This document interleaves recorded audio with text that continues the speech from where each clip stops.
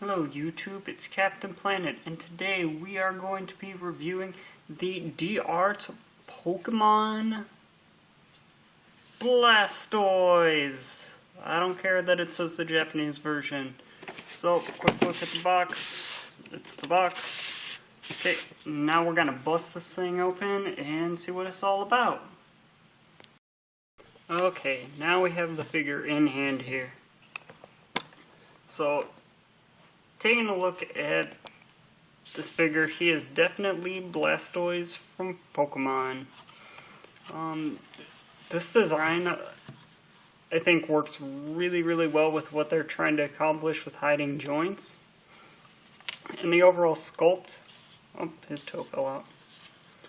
The overall sculpt of this figure is great. The colors, I'm gonna see if this will turn it down. No. Okay, this is actually more of like a lighter sky blue, not this dark blue. Let me turn off the light and see if it makes it any better. No, he pretty much keeps coming up blue, or dark blue. It's really not a dark blue. But the overall paint and stuff is great on the figure. Not a whole lot to do, like paint-wise. So let's just move on to posability. Starting off with posability, and I lost his toe again. Okay, we'll start down here. Alright, so for posability, every single one of these toes is jointed just a little bit, and for whatever reason, this back one just pops right out if you pull down on it. And it happens with the other one too. I just keep knocking this one down, so it keeps popping out. The feet are ball jointed, but good luck trying to move them much further than this. There's a certain level of skill required to really work these feet, because they do swivel down here and they do angle, but it's all very subtle. His tail moves back and forth. And the legs are another trick, because they do move out a little bit, and if you're not careful they will move all the way out, exposing the inside of the figure. But if you look, it's got multiple joints in it. It's got a swivel cut, and then it's got a double ball joint. So let's just plug this back into the figure. The figure is not that easy to pull apart, but I have friggin' man hands, so I just keep pulling it apart. The arms are probably the best part about this figure, if only they're made up of a bunch of swivels and hinge joints, but luckily this design lends itself well to having all of these swivels and hinges, and it doesn't break up the sculpt like I feel D-Art's Charizard and Mewtwo had with their tails and whatnot. And you don't get any hands or extra hands, but you do get articulated fingers. Each one very subtly moves, and you would be surprised how subtle movement in this figure really gives it emotion.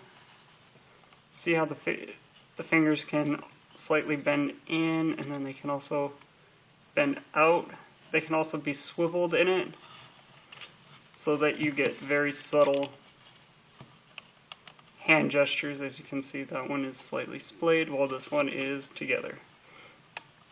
And they move around like this. There isn't too much movement. It's literally swivel, hinge, and swivel.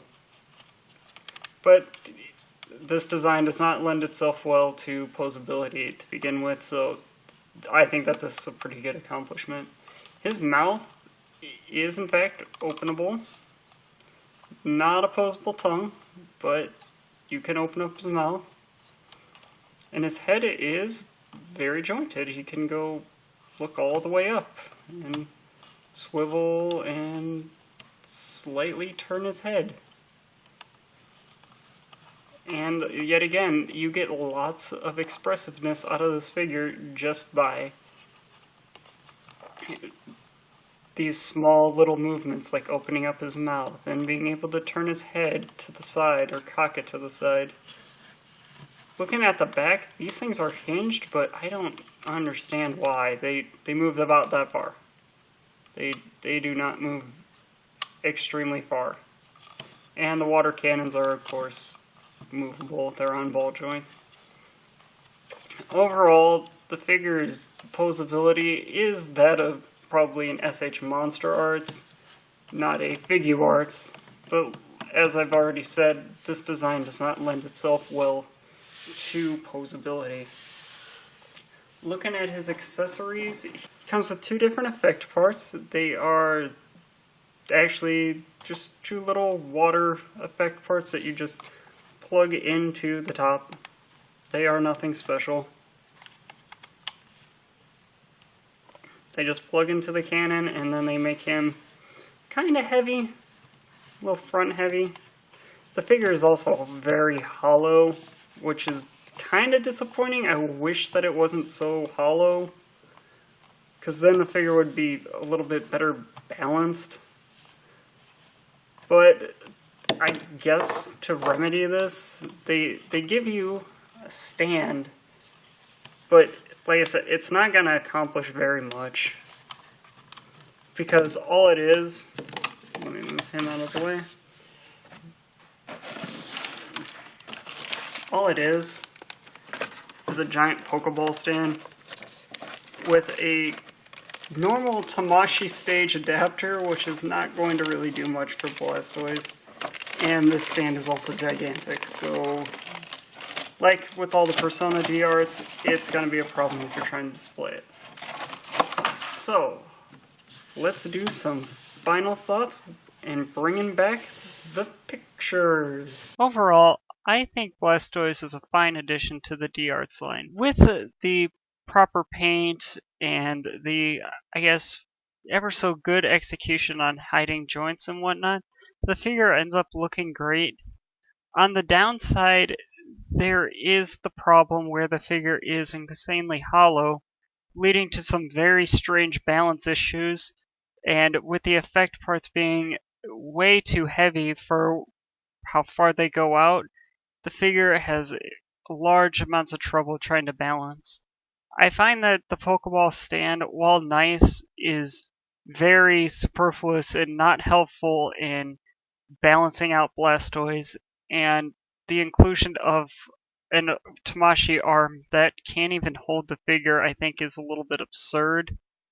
I question their logic in putting that in there, other than the fact that the other two before it had them.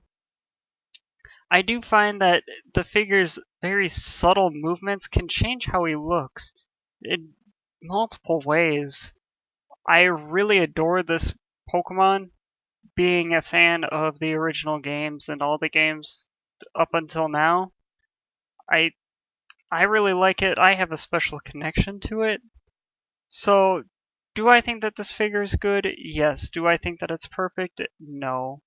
It's not for everybody. It's for, obviously, Pokemon fans, and even then, you're not getting a crazy super posable Blastoise. You're getting a fairly posable Blastoise with all the amount of articulation that he would have had if he were in fact real life. So, thumbs up, comment, subscribe, and I'll see you guys next time.